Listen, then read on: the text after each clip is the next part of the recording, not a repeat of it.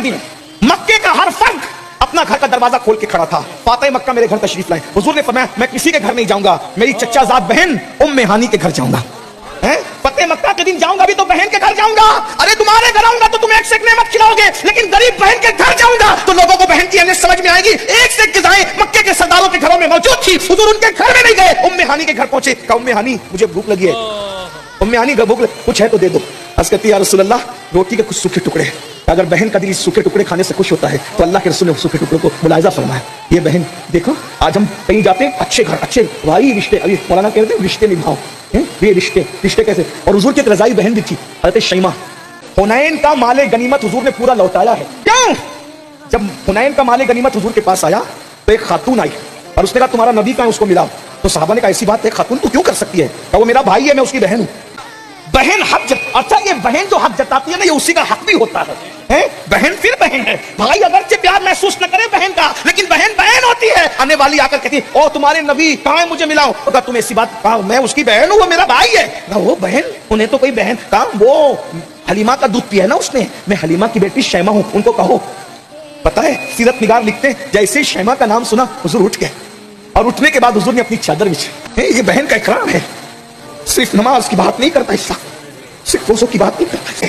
अगर हमने अपनी बहन का इकराम इस तरह सीख लिया होता, बहनें कभी किसी के दरवाजे पे न जाती। अगर हमने अपने घर की बेटियों की इज्जत और इकराम करना सीख लिया होता तो हमारी बच्चियों का ये हाल ना होता।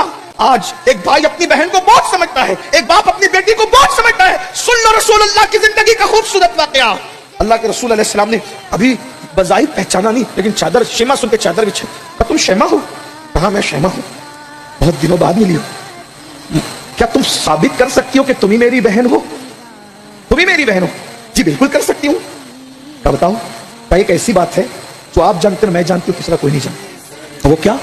आप बच्चे थे नन्हे से, मैं आपको अपनी गोद में खींच के ले जा रही थी। आप आना नहीं चाहते थे मेरी गोद में और मैं जबरदस्ती कर रही थी, तो आपने बचपने में अपने दांत मेरी पीठ पर लगा करके दांत मुझे काटा था। वो दांतों की बरकतें आज भी मेरी पुश्त पे मौजूद है। हुजूर को बचपन का ये वाक़या याद आया। सहाबा कहते हुजूर अपनी शान के मुताबिक इतना हंसे कि हुजूर की दाढ़ नजर आई। फिर हुजूर ने फरमाया शैमा, मफहूम अर्ज कर रहा हूँ, उस वाक़े का मफहूम के पैराए में अपने अल्फाज के जामे में, इतनी देर की तुमने आने में, कभी तुम आई नहीं। आज की मुझे मौका नहीं मिला।